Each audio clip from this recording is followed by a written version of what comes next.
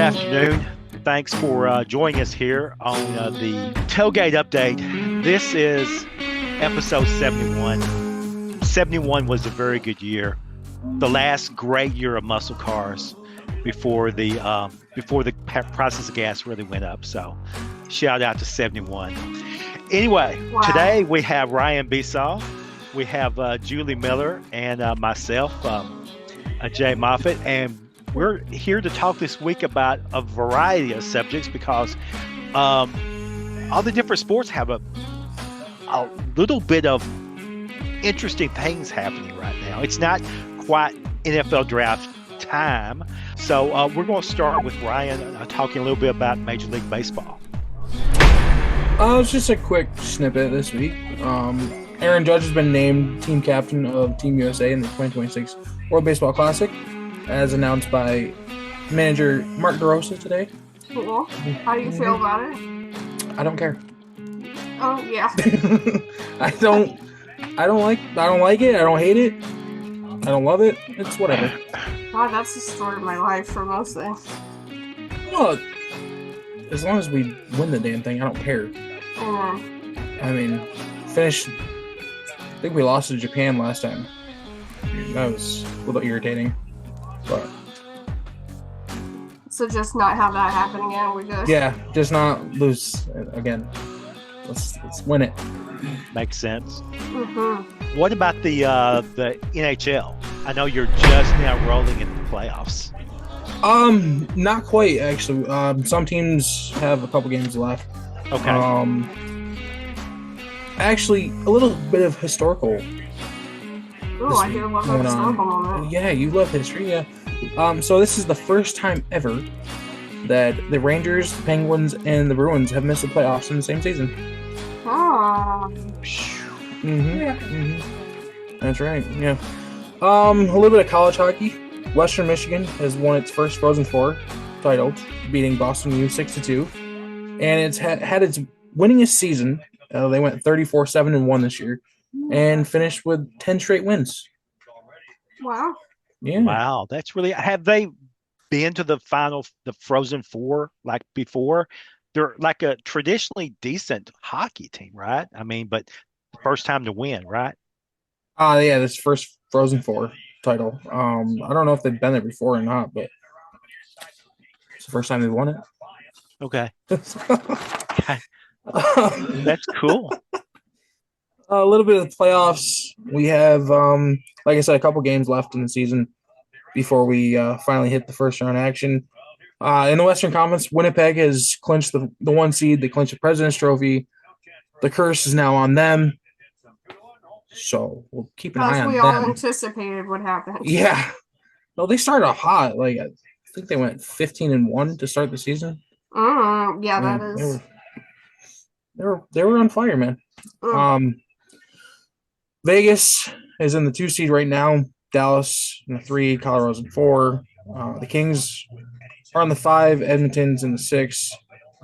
Minnesota and St. Louis are in wildcard 1 and 2, and Calgary's still in it. They are 2 points behind St. Louis for the 8 seed. Calgary has 2 games left, and St. Louis has 1 game left. So, yeah. Over in the Eastern Conference, Washington has wrapped up the 1 seed there with 109 points. Toronto is behind them with 104. They have 2 games left, so they can't catch them. Tampa Bay sitting in the 3 seed. Carolina's in 4. Florida's 5. New Jersey's 6. Ottawa 7. And Montreal sitting in the 8 seed right now. They're 3 points up on Columbus, who's sitting just behind them in the 9 spot. They each have 2 games left. Everybody that's in the playoff picture right now has two games left, so the seeding can flip flop before the season finally ends. So, Okay. yeah, Colorado's actually the only team that's done right now. They have no games left to play. Okay. So they're sitting for a while. Meanwhile, the Kings have 3 games left, which brought up a point for me today as I was complaining about the scheduling. Everybody should finish on the same damn day. What are we waiting around for? That's unusual. Yeah, my old man moment of the day. Finish everybody on the same damn day. Stop having people wait around. Makes sense. Well, it makes perfect sense, Jay. Um, Julie has some information on the NBA. I believe Yeah, some. we have a clip for the first time in a little while. And we know we love our clips. It's been a couple weeks, right? Let's see here. Let me not have my tax form up and actually have that. Okay. Yeah, because of copyright infringement reasons, we're going to call this segment "Pretty Good Clip." Pretty good clips. Oh, so pretty. I feel pretty. Yeah. Okay. So this is a little situation with Jalen Wells last Friday, I believe. We'll just get into it and then I'll explain a little bit more. It's full impact is good on this one. Okay. Yeah. I'm just gonna replay that again since we now know what we're looking for. Poof, boom. And then I'm actually going to zoom in. No, that's a little too far. Okay. People were standing around. I think the praying people are already up, but you get the idea. We have seen this many a time, just not, I haven't seen it that many times on the court, but I know this happens. And yeah, when all the teammates and all the coaches, all the staff, you already know. So we have the stretcher coming out. Attempts it, boof, boom. Oh, the head, right on the head. Yeah.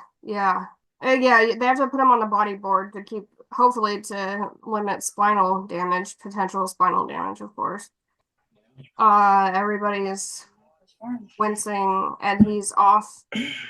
I do not believe he gives obligatory thumbs up. In fact, I don't know how awake he is because it seems to be pretty clear that he was knocked out in the beginning. But if you go back to the very beginning when he falls, you can kind of see how his wrist is like kind of bending weird. And I point this out because I wouldn't have thought about it either with all of that going on, but he actually he got some face lacerations, which was a little bit hard to tell with all that stuff on his face to mobilize his neck, but he had a really bad concussion, of course. And he broke his wrist too. That's why he was sitting at that strange angle. And so he's gonna be out for the rest of the season. Yeah. I think that goes without saying, but I don't feel like the NBA has that many stretcher moments, at least not recently. So that definitely stuck out. That you're right. I don't. Maybe in the last 2 or 3 years, I've seen one or two. Yeah. I mean, like on clips. I was following the game. I'm a Grizzlies fan, but I wasn't watching that game. I saw it on my timeline, and like you said, the facial laceration, concussion, and the wrist broken. They showed pictures from the hospital where he was sitting up, still in his Grizzlies uniform, which is kind of weird. But not really, because they're not really going to be focused on like changing his clothes right away. That wouldn't have been their primary concern. that wouldn't have made sense. Yeah. But when you watched it, you would have been amazed. I mean, he was standing on the sideline at the next day's game. Not like 2 days later, but the next day, and he's there in the full wrist cast. But I mean, you would watch the clip, you would think that the arm was broken, the way he fell. I mean, I can't believe he got away with just a wrist because it, like you said, the way it was bent and the fingers not being cognizant of how his hand was being held. You know, which could be a sign of a concussion. Right, and that makes really sense. Not something that was like the primary thing I noticed, but when I was looking for it because I knew about the wrist, I was like, oh yeah, that makes sense. That was actually a pretty nasty part of it. Ugh. Yeah, it was. I mean, he's a great kid as far as a young player. Hmm. Up to that point in the year, he'd started all but about 6 or 8 games as a rookie, and he had played in every single game. This was like about game 72 or 74, which is Right. really unusual for a rookie to play every single game. I mean, for any NBA player to play every single game. There was only Yeah. 6 or 7 this year, so he might have been one of the ones. Might have been the only rookie this year to play every game, except for that just crazy fall. I Mm. mean, that guy caught him so late. He was ejected, but I was really surprised there wasn't any sort of suspension coming out of it because I've seen suspensions for a lot less flagrant looking things. Hmm. Thanks for that, Julie, but that was tough to watch 3 or 4 times. Oh my God. Look, he if you he haven't seen it, really then he really hit the wrong way. Wow, that was awful. God, I mean, it really looked extremely painful for the face, okay? I mean, Like, that's all. I think anybody was just looking and said, "Oh God, not the neck." oh yeah. That's all Especially when you people have were the thinking stretcher about. with the Yes, body stabilizer. Oh, right. yeah, for sure. But like you said, it's like if you got a full concussion, which it looked like he was fully concussed, you're not thinking of anything except like he was just like laying there stiff. You know, he wasn't with us at that point when they Mm, were whittling it off at all. With the NBA, we're kind of rolling into the home stretch and everything. We just finished the season and we got the playoff play-in games. Okay. And I hmm. think Ryan thinks that his favorite part about the playing games is it really lets the other teams have a long rest, and you think that's really fair for the rest of the league and for all of us to have to wait for the real playoffs. You know, it builds up the suspense and all, right? Oh, totally, Jay. That's exactly what I told you. Oh, Oh, that's what I was thinking you were telling me. I'm ecstatic over having teams wait until Saturday to play their Yeah, first game of their series because yeah, we have to wait for 4 teams from each conference to right. play a playing game to Yeah, decide who's going to go to the playoffs instead of I don't know their records just you know saying who gets to go to the playoffs. yeah. Well, I mean, usually I'm feeling that way, but since the team that I follow was Hmm. seventh. It's like yeah, they were eighth. Any other year they just be in, but this year they've got the chance to where instead of playing Oklahoma City, who is just a tsunami of greatness, they could play Houston in the second seed. If they win against the Warriors, Memphis could. And Houston is just a truly dominant team against the Grizzlies and will smoke them into the ground. So those are the two choices. Hmm. But at least with Houston, there's a prayer that as they're so young and haven't been to playoffs in 3 or 4 years, that maybe Memphis has an edge on them as Memphis will have been to the playoffs 4 out of the last 5 years. Twice got bounced very quickly, but they've Right. been there. So, and the Well, Warriors, they'll be in it, and they really hate the Grizzlies because 3 years ago the Grizzlies knocked them out of the playoffs. well, as long as Buddy Hield's not taking the last second shot, I think Golden State should be fine. Yeah, I think that's going to be the Grizzlies' master plan is, Get the ball in Buddy's hands. get the ball in Buddy's hands. Yeah, Yeah. that's the So the we new have motto. He's yeah the our new buddy. motto. He's our Air buddy. Bud. Yeah. He's our buddy, not their buddy. He's our buddy. Hmm. I just think it's ridiculous that OKC and Houston sitting at 1 and 2 have to sit there and wait another couple days to figure out who the hell they're going to play. That's Yeah, just stupid. yeah, And same goes for Cleveland and Boston. yeah, So you get the top 2 seeds in the conference, and then you have to wait a week to figure out who you're going to play. yeah. That's true. But Almost makes you not otherwise, want to get it. yeah. But otherwise, the NBA gets a couple of extra games of teams that, if they were in the playoffs, nobody would really care about them. But since it's one and done, it kind of adds an energy to the games. We might get to see these guys play really, really, really hard, which you don't always see, even in a 7 game series. So what you're saying is Adam Silver should start looking at a March Madness type format for the playoffs from now on. They tried. They're trying to do the mid-season tournament, which is just Nobody cares. ludicrous. Yeah. Nobody cares. I think somebody accidentally set him down to watch the World Cup one year. And he started getting all these ideas, and I was like, "That's not how you wait 4 years for the World Cup. It's Mhm. every year with the NBA playoffs. You don't need a mid-season tournament, which means nothing." Okay. Indiana is playing Milwaukee. They're the 4 and 5 seeds in the East. Hmm. They play on Saturday at Uh-huh. 1 p.m. Okay.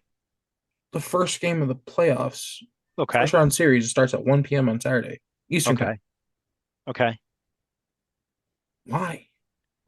The play-in teams have to have a little bit of rest. Oh, So the 4 and 5 and the 3 and 6 would play first, yeah. and then the 1 and 2 and the 1 and 8 and 7 and 2 have to play a little bit later so that the teams can, get the travel accommodations and everything. Yeah, so we're From going to have 4 games on the 19th, which is Saturday. Okay. One starts at 1, another starts at 6. Okay. And then, of course, you got the Lakers in the 8 o'clock spot. Okay. Just the scheduling doesn't make any sense to me.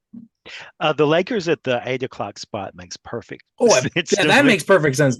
But like having a game start at 1 p.m. on a Saturday, who the hell is gonna watch it? Granted, it is the Pacers and Bucks, so unless you're a Giannis fan, I don't think you're watching that. Yeah, I was fixed to say that's Midwest. They always have that Midwest hate. I Yeah. mean, one year the Grizzlies and the I think the Pelicans, I think New York, I think the Pelicans were playing the Grizzlies one year, or maybe it was Oklahoma City and Memphis. But I think they aired them at 3 a.m. local time. I mean, What? they just bury them in the schedule for the Midwestern. And it was a 1 o'clock setting like that, but they basically bury the Midwest teams, and the East and West Coast teams are going to get the prime slots too. That's the NBA. It wasn't Schedule. actually 3 a.m. Oh, I'm sure it wasn't. I mean, that'd be absolutely ludicrous, but I don't know. I just have a problem with the scheduling this year. It just doesn't make any sense to me. Okay. But they were smart enough; they all ended on the same day. The NBA. Well, yeah. Baseball's the same way. They all end on the same day. Yeah, that's good. So the Trailblazers are signing Chauncey Billups to a multi-year extension. He's gone 116 and 211 in 4 seasons as head coach. He's got the third youngest roster, 22 and 18 since January 19th, which ranks top 5. And he ranks top 5 in NBA in defense and third in transition defense during that span. Okay. So, yeah, I don't know what to make of that. Seems like a longer leash than most coaches get. Yeah, I was thinking that I could see them re-signing him, but to add 3 years to it seems a bit much for a team that's not in the playoffs. Yeah, and they were out pretty early, so. But Jaylen Brown of the Celtics received pain management injections this week in his right knee to promote healing.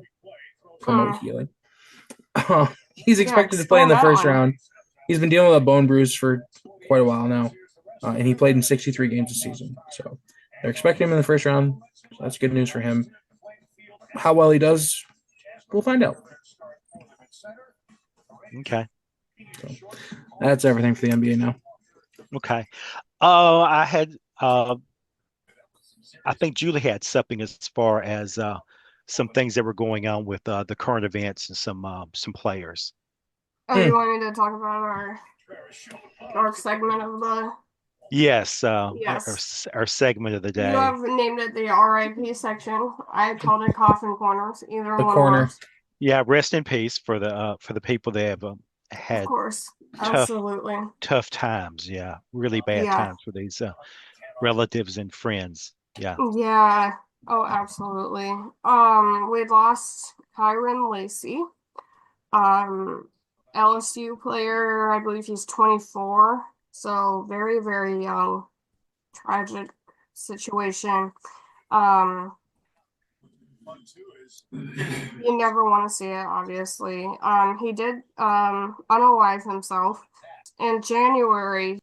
He was charged with, there was a head-on collision. Obviously, I'm just gonna say he was supposed to go to the grand jury to testify, so obviously no convictions or anything, so everybody's considered, presumed innocent. So, but the situation that was leading to this was he allegedly Lacey had tried to go around some other cars and then hit a Marine head-on collision, and the Marine passed away.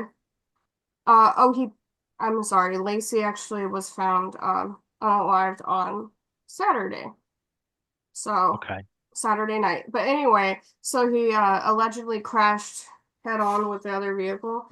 And so of course we don't know where the charges would have gone. And so sort of an interesting take is that his lawyer is actually has some criticisms for the NFL because he had declared for the draft this year, and the NFL had revoked his draft card or whatever because of that incident. I'll just say his lawyer was critical of that decision and how that might have played into decisions made and things like that. And so I think the lawyer is trying to like call out the NFL a bit for being a little too hasty with making those decisions before before the law had. And so very unfortunate situation on all sides for so many different people. But that's been a bit of a some social commentary on the NFL's decision, and then also sort of, I guess, maybe the justice system at large. But it's always unfortunate when we lose people, especially young people who had a lot of life left to live, including, of course, the Marine. Our thoughts are obviously with the family of that person as well. It was definitely interesting to hear the lawyer sort of bring up that part. So I guess we can see if that brings about any sort of differing thought process and how they would have handled that, or if they felt like that was still the right choice. But anyway, so just discussing that. As many true crimers and just people in general know that like autopsies and like finding cause of death and toxicology reports, and this stuff takes a very long time. So it's not totally surprising that we just found out that former NFL star Vontae Davis, who was found and passed away last April, we just got word, I believe today, that or Friday, that his death is still ruled undetermined. The undetermined is really kind of like, we're saying it's not an accident, it's not obviously like natural causes, and it's not obviously like a homicide, so it's like somewhere in the middle kind of thing. They released a statement that said due to the totality of the and by they I mean the medical examiner in Broward County, said due to the totality of the circumstances, including inconsistencies between the scene and the findings of autopsy, the cause and manner of death in this case is best classified as undetermined. Yes, he was only 35. Investigators did rule out foul play, which is interesting, due to the undetermined status. But anyway, they found him with abrasions near his eyes and on his elbow and his forearm. He had a hemorrhage in his upper back and near the back of his skull and his face. And he did have multiple substances in his system. So, yeah, kind of a big question mark on what happened there, which is always sort of interesting because typically those things tend to like look one way or another. like you can kind of tell. Like Makes sense. this is what happened or this wasn't. So anyway, that was just revealed today that we still don't know why the 35-year-old, the cause of death of the 35-year-old. So we'll follow that. Huh. Julie, thanks for all that research. Okay. Anytime. And I think we're going to move on to something a little bit more uplifting, which Yeah, is I think Rory's weekend, yeah. at the Masters. Uplifting. That's very uplifting. Very uplifting. Sure. Yeah. It Very uplifting. Okay. was up and down for him for a while. Up and down. I mean, it was just his regular last round at the Masters or any major to speak of. Well, he really only had 2 really good rounds this week. Yeah, I know. He was even on day 1, and then just the middle 2 rounds were his best rounds. Yeah, I was fixed to say he was 1 over in the final round of the Masters and won it, which shows you he had a good gap on the other people. But I mean, I'm one of those people that like from the first tee to the 18th green of Masters weekend, I am immobile. I have my snacks within reach. I have my Arnold Palmer.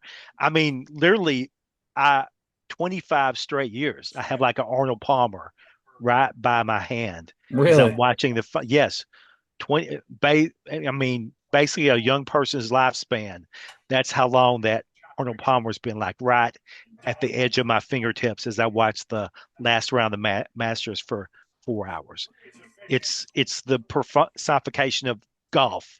Right. And what happens is, especially for these older golfers, they kind of get the yips as they get a little bit older, and he's a little bit older.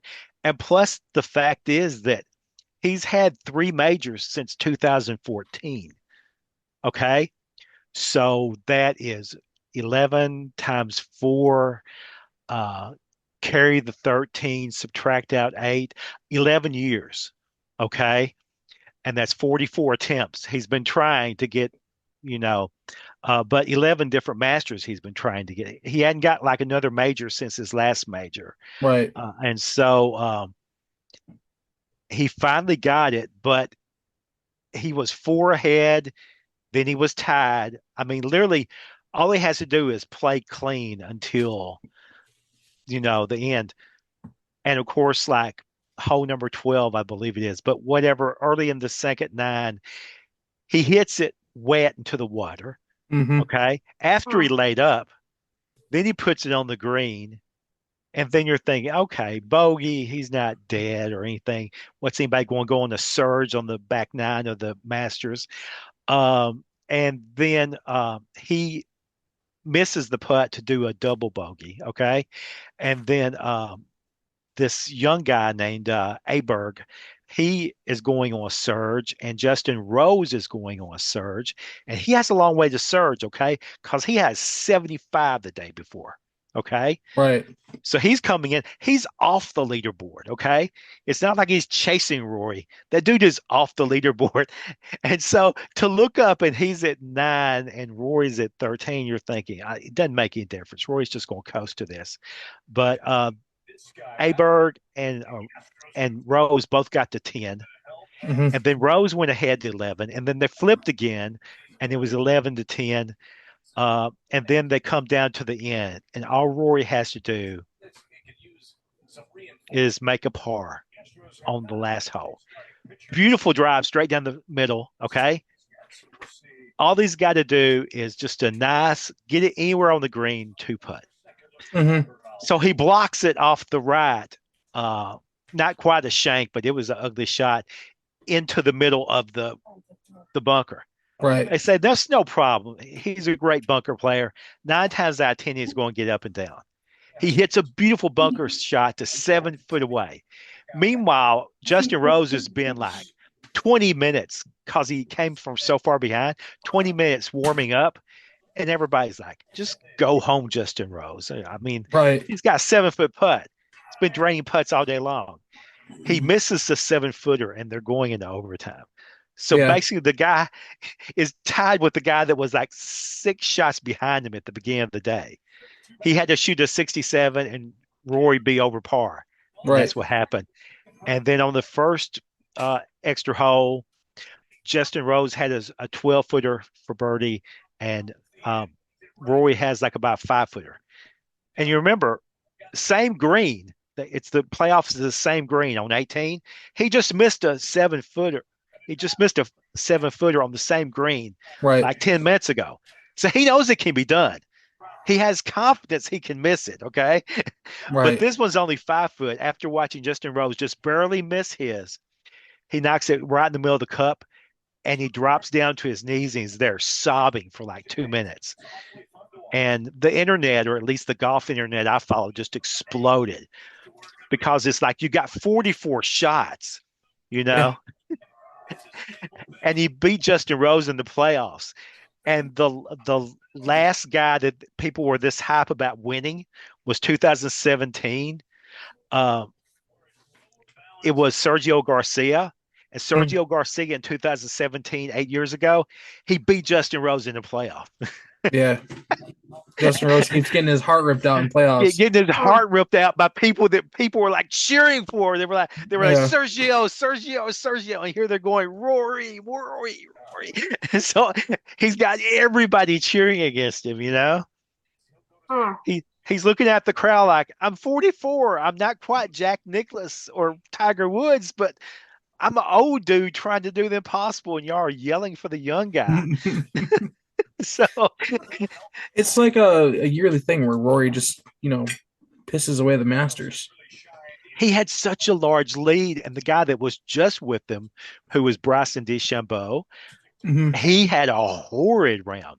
So basically, somebody from the second tier was going to have to chase down Rory, and they did. Well, I was saying, I was tuning in and out of it, but I was saying, all he's got to do is keep pace with DeChambeau. That's all he's got to do. If That's somebody what goes I on a was run, thinking. somebody goes on a run, just make sure I throw in a couple birdies on the back nine. I'll be good. Yeah. One year, didn't he blow like an 8-shot lead in the Masters? Like he had a horrible day. I think 4. it was the biggest. Yeah. Whether it was 2011, but there was one tournament, I think it was the U.S. Open, but it was DeChambeau was chasing him. He was 4 behind, and DeChambeau called him and passed him. Yeah. Oh, So wow. they have that was like the last major, I believe, that they were paired together. That was McIlroy's last memory of being paired with DeChambeau. And this time he just got out to it was so weird at the beginning. After a couple of holes, DeChambeau had the lead on McIlroy. He'd already lost the lead by like hole number 3 or 4. He had such a shaky start, but then DeChambeau just fell all apart. And then once that happened, people thought, well, he's got it because DeChambeau's dropped 5 shots here in like 8 or 10, and nobody is even close enough to catch him, except they were. He couldn't putt. He couldn't putt, but then he hit like 2 bad shots on short irons, which he never does. Right. And one in the bunker, but one led to the double bogey, and the one in the bunker obviously led to the bogey that made the playoff happen. Yeah. But I mean, I've never seen a commentating team be so obviously one-sided for somebody that wasn't an American. I've seen before for Tiger Woods or Jack Nicklaus or something. Yeah. But for somebody like Rory that's not an American, they were openly rooting for him against DeChambeau, who is American. It's unusual. But yeah, Bryson's a very because it's PGA and PGA pays their bills. Well, yeah, that DeChambeau comes off as a whiny baby. Oh yeah, so he does.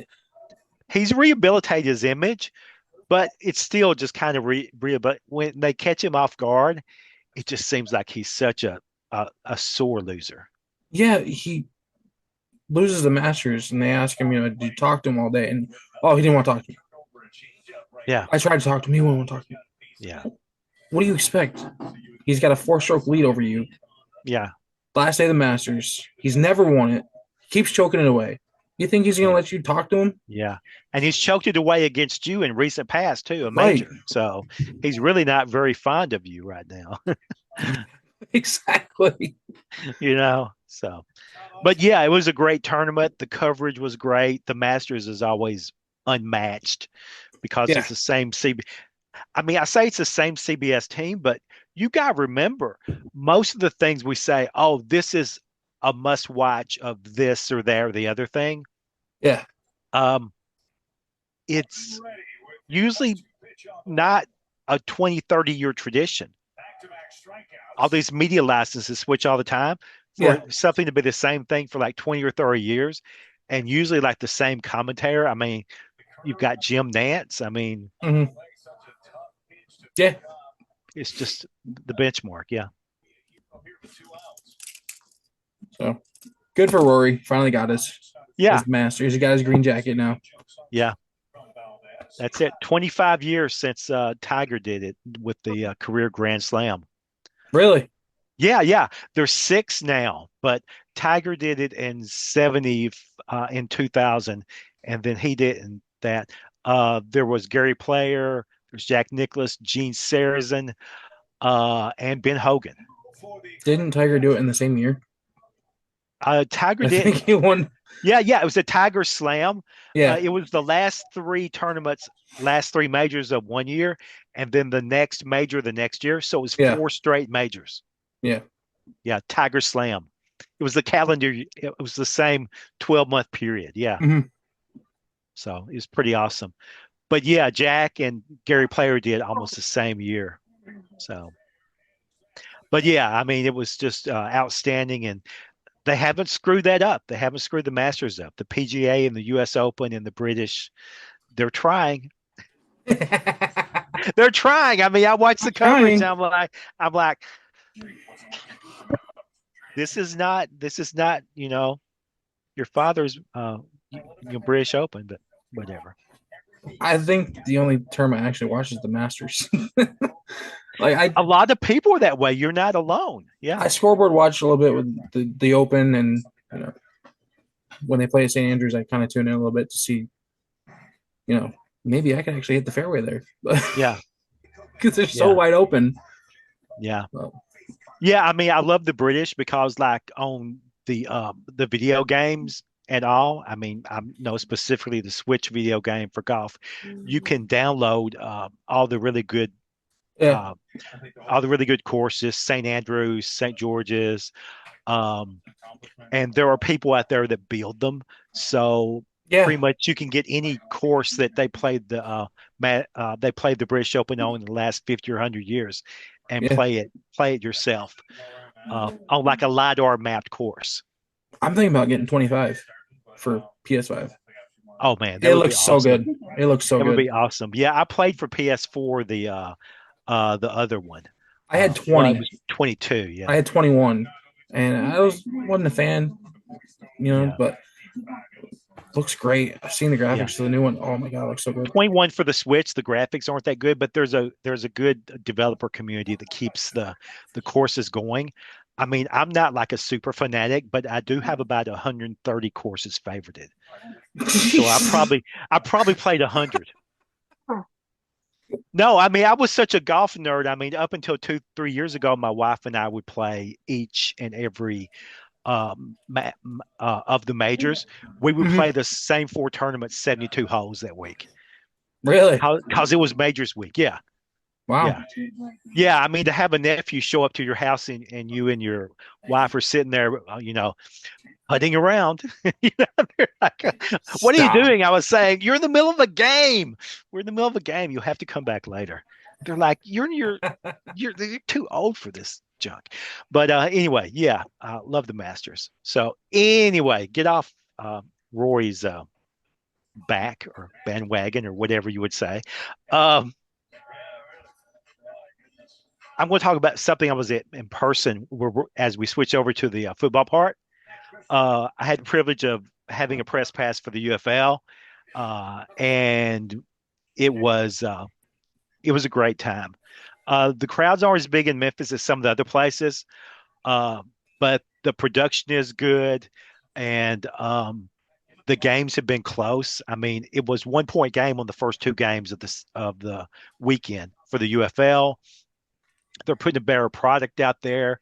The injury reports are good. I think they're playing better, a more even field for like the betting and everything else because the timing on the injury reports is good. It's all become like very top line this year as far as the way that they do their production on everything. And they had the Houston Renegades coming to town this week, and it was a good game between two winless teams.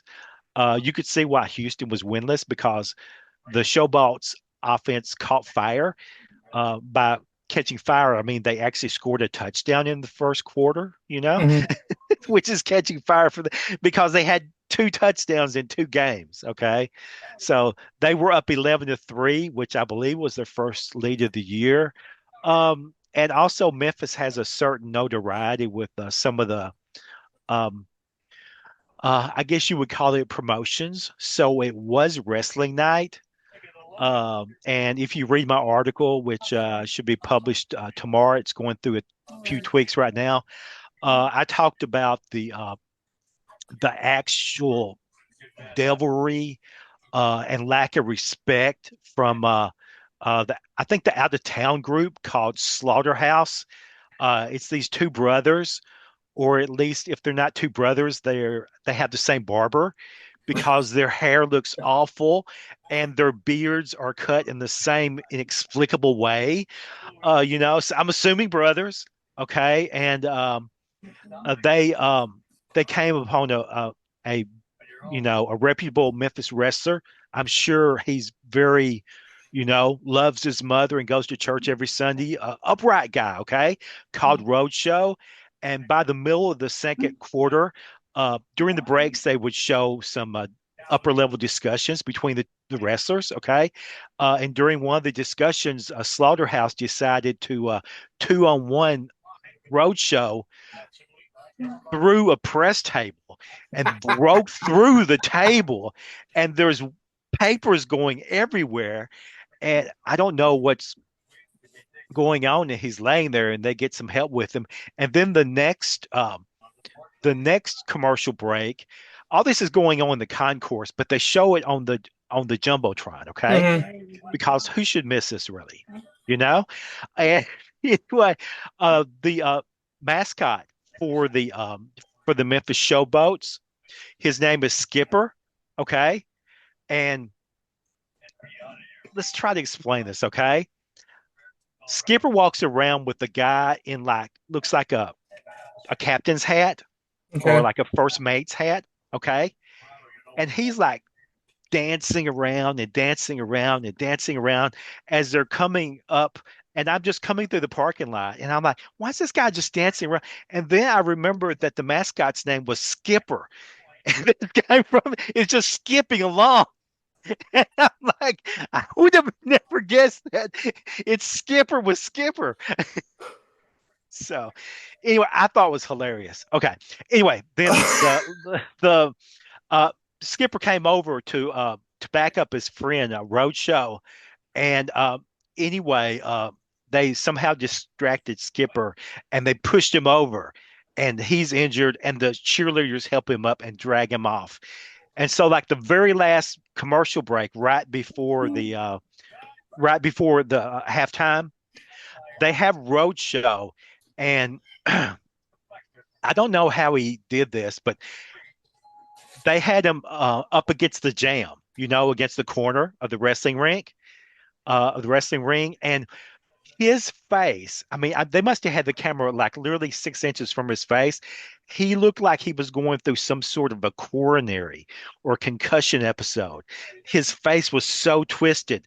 They had him right ready, and they were ready to slam him to the ground for the pin. And whenever they did that off the top rope on the other side, the camera barely swung around to catch it in time. It's Skipper off the top rope and takes down both of Slaughterhouse, okay, in one single motion. And I can barely see to the corner of the screen because the cameraman was so shocked. And he does a double pin on Slaughterhouse. And so the referee holds up Roadshow and Roadshow, I mean, he's out of it. And Skipper by the hand, and they hand the belt to Skipper, who's standing on the top rope, showing the belt for all the crowd. Okay. I mean, I couldn't even focus on the 2 minute drive after that because it was just so amazing to see such a spectacle, not even for any extra money, just for free.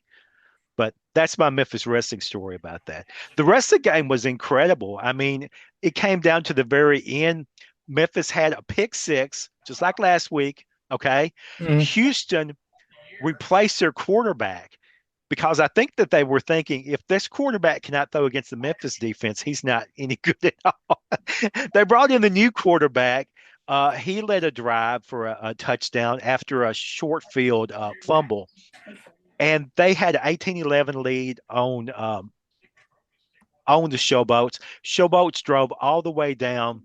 The backup quarterback came in near the goal line because he's more mobile, and he ran on the right flank, and he made a touchdown like with 30 seconds to go. They're 1 point down. They decide to go for two, which from the UFL is from the 5 yard line. You get the run or the pass from the 5 yard line for a 2 point conversion to try to win. And they threw it incomplete. Oh. Yeah.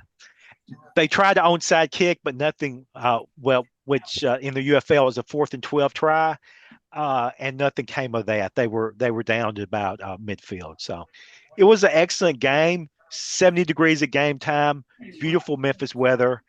And it was a really good show put on by the Showboats and the Renegades. They got their first win, and it was. I mean, it's week 3, and things are really starting to come together with the logistics because the attendances are slowly increasing. Oh, the ratings are slowly increasing, which usually means that you're getting some fans and not losing something to just simple attrition. Like if it's a gimmick the first week or two, people figure out, I don't want to see a 40-5 game or something like that. The games are competitive. No team is really great. Even the Birmingham, who's won it 3 straight years, they're not that great. So 10-game season, even Memphis could come back and be competitive because a lot of teams make the playoffs. Game until the end, yeah. Yeah. So especially with the 1, 2, or 3 point conversion, it literally makes 50% more games competitive at the end if you can make 9 points on your final attempt. Gives you a real shot. So, yes. So anyway, that's all my UFL fun for the weekend. Well, thanks for sharing, Jay. And you're the lone forkball. Jesus, thinking about dinner. Forkball writer who can actually like physically attend the game. So that's a very exciting aspect of your coverage. It really is. They treat everybody well. They feed us. It's good parking. It's good parking. It's good parking. But above all, the press box view is very nice, and I've got live stats and some all the player depth charts and everything right in front of me. And so it's really, it's a really exceptional atmosphere. It's their third year in the league, so there are lots of players that people are starting to recognize. Yeah. Wow. Are we going to move to the big boy league now? The NFL? Think so. Yeah, I mean, it's just some quick stuff this week, but let's get to it. Okay, sounds good. The lightest coverage we will ever have, so make sure to take a note. Yeah, take some notes while you're watching this. Yeah, I was fixing to say, because next week is going to be towards the draft, and we'll have some thoughts. Yes. Yeah. Oh wow, that was not exactly a pat on the back. Okay. Go ahead with what you were talking about, Ryan. So the Saints might want to look into drafting a quarterback because Derek Carr might be out for the season with a shoulder injury. Was Mind that you, from his no, I know what it was from, that stupid Hail Mary crazy jump he what? did where he no, right before the season ended, he did this insane leap and like broke something and His hand. yes, and my guess is because he landed really awkwardly that it would have done more than just that. No, he sprained his AC joint last year. Well, it could have weakened it, okay? Flopping around trying to be Superman don't really do much. Okay? Okay. Either way, they're going to be No. without him. They're looking at a season without Derek Carr. Is it a blessing in disguise? Who knows? Are the Saints going to be good this year? Who knows? With or without him? Don't know. Patrick Peterson has retired after 13 seasons. He was able to retire with the Cardinals, I think, last week or today. They had a nice little ceremony for him with all his former teammates at the facility. So he spent 10 years in Arizona. That's what we have to his That's all I got. Yeah, I mean he's a good player. I know he's a good player. Yeah. It's pretty good. So that's what I got for the NFL this week. Looks like somebody else got some free food. Not just Jay. But Julie, you have anything else on the NFL? I don't. I do not. Okay, yeah, we'll be next week focusing in on the draft. There'll be lots of good rumors and things, and still we're looking at 10. I mean, less than 2 weeks until the draft, and still no first round trades. No, I think everybody's just sitting first time still. in decades. Yeah, I think they're just sitting pretty and hoping that they find gold. Yeah, because it's a weak draft class for quarterbacks this year. Yeah, we had one other football note, which is NCAA NIL. Yes. And for Tennessee, sorry, for Tennessee, it's a huge deal because they were paying $2.4 million to the new Golden Boy, Nico, and he was good last year. But I mean, they did go to the college football championship, but he was wanting to up his ante to $4 million for the next year, and gotten some info from his agents or from a parent or something that really sorry, really set him off. Okay. Okay. And so the news got out, and a journalist got a hold of it that he had been in contact with other teams, including Oregon and UCLA, about getting a larger offer.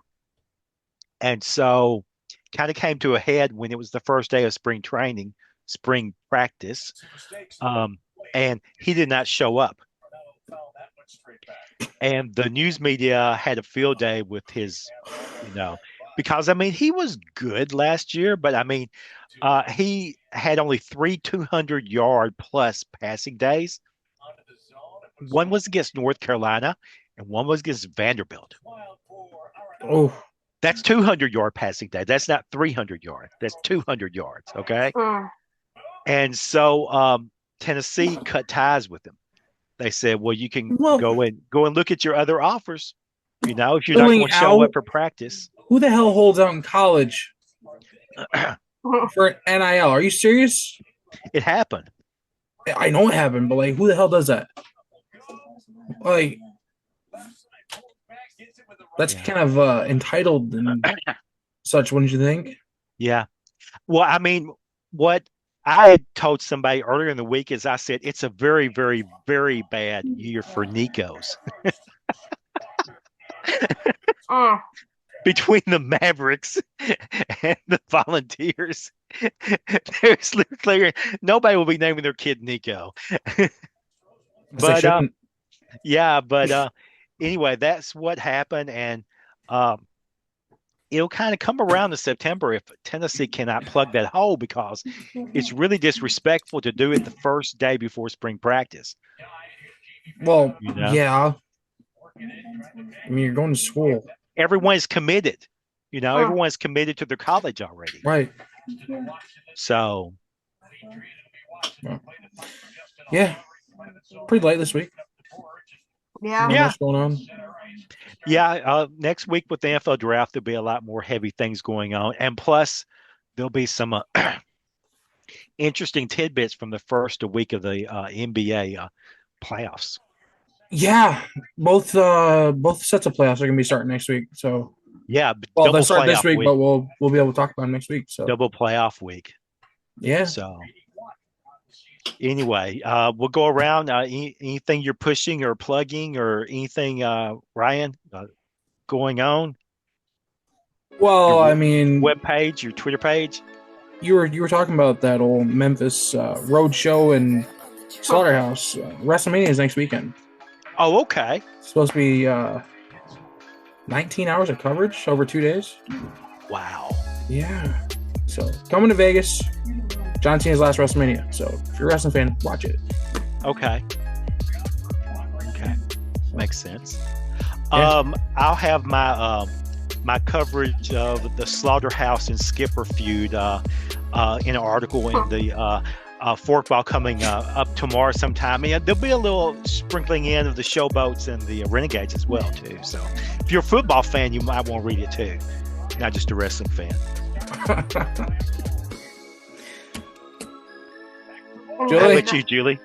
Yeah, so I am covering Arab American Heritage Month in the NFL coverage. So keep an eye for that. And I'm also covering UFL games, so keep an eye for that. I enjoy your UFL coverage. I read your last week's article. It's very good. Yeah, you probably should, because it's the snarkiest work I do all year. I'm not sure what it is about the UFL that brings out the snark, but it even surprises me sometimes how spicy it gets. So definitely take a look at that, and make sure to like, subscribe, and leave a comment. Do you think I'm sorry, Jay, what do you call that again? I forgot. The college football, the NC... NIL? NIL. NIL, yes. All the tax forms in my mind are abbreviations are questionable at this point. But yes, do you think the NIL is just as crazy as we did? How did you feel about the tax? Tax. How did you feel about the golf game? Like, give us a little feedback. Coffin Corner. What do you think? So just, sound off below, and the more subscribers we get, the closer I get to getting one of Kia Tomlin's NFL fashion pieces. So let's keep that. Yeah, that's been a thing. I wrote a really wonderful article about Black-owned businesses that are affiliated with the NFL, Black women-owned businesses that are affiliated with the NFL, and in honor of Women's History Month last month. And Kia Tomlin's NFL line was part of it. Well, her clothing line in general, but especially the NFL. So if you subscribe, I might be able to afford one. So let's keep that going. And so subscribe and turn those notifications on. And we will see you next week. Okay.